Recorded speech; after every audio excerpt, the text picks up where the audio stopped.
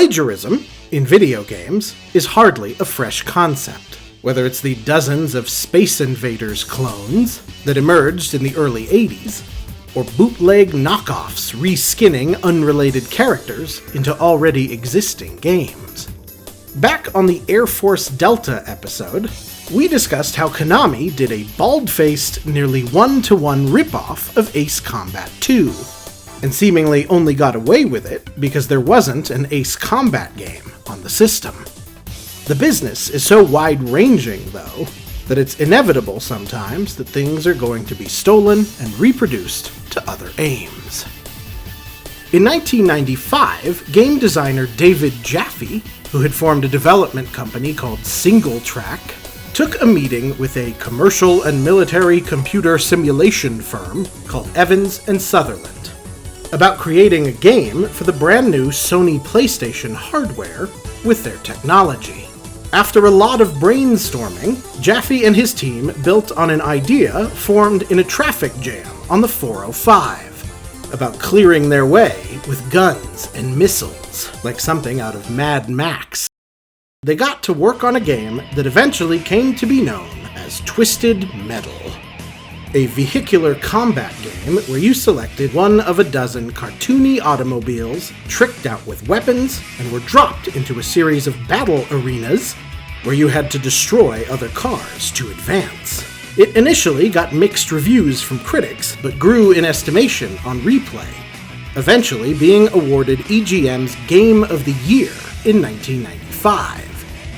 The following year, the same team dropped Twisted Metal 2, which, similar to the gulf between the first two Ace Combat games, was considered a massive improvement in nearly every way over the original game, expanding the things that limited the first, and leaning into its strengths.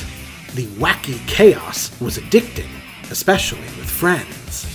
The first couple Twisted Metal games were PlayStation exclusives, among the more immediately iconic killer apps for the system, especially the vivid iconography of their primary mascot, Sweet Tooth, a shirtless clown with a head of flames that drove a demonic ice cream truck.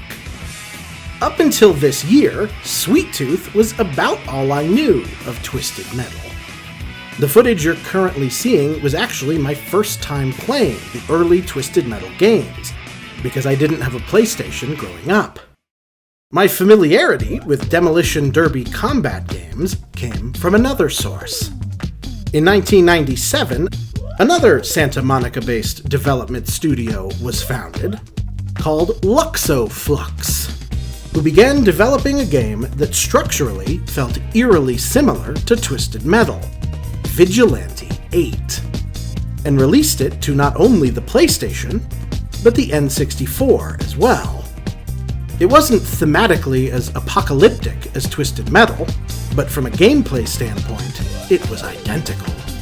It's a game where colorful characters in tricked-out automobiles fire rockets and projectiles acquired around each battle arena until only one remains.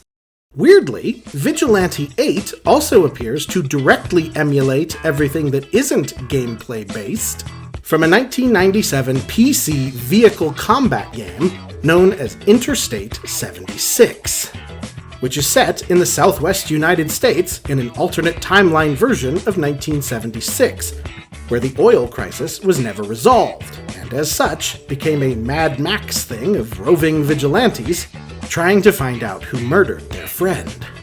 Vigilante 8 also deals with roving bands of car-based vigilantes in the southwest United States during an alternate universe mid-1970s, but is set in 1975. Also, the big reveal of Interstate 76's ending is that one guy has been hired by OPEC to destroy the oil reserves to keep costs high, which is also the setup for Vigilante 8.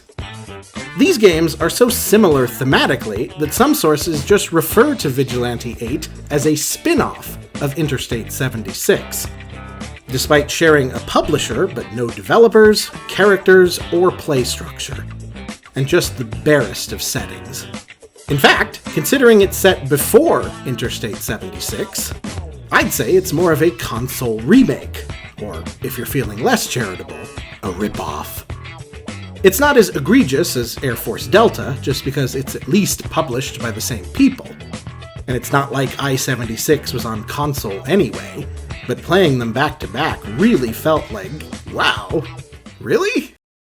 18 months later, Luxoflux popped out a sequel, Vigilante 8 Second Offense, now also available on the Sega Dreamcast. It is mostly the same game, with a convoluted but unimportant story about a villain time-traveling from 2017 back to 1977 to take out all the vigilantes opposing his blah blah blah, it doesn't matter. The issue here is that none of the characters in Vigilante 8 are particularly memorable, and certainly none caught on with audiences on the level of Sweet Tooth and his ice cream truck. Hilariously, the most iconic and remembered vehicle from the original Vigilante 8, the school bus, the one on the cover, the one people connected to the most and recognize the series, is not present in Second Offense, reportedly because of social sensitivity. Namely, anything that felt like it could be vaguely related to Columbine was excommunicado, no matter how little it actually connected. And thus, an oil activist in a fictional version of the 1970s can't drive a school bus to his demolition derby gun battles, because school is where children go.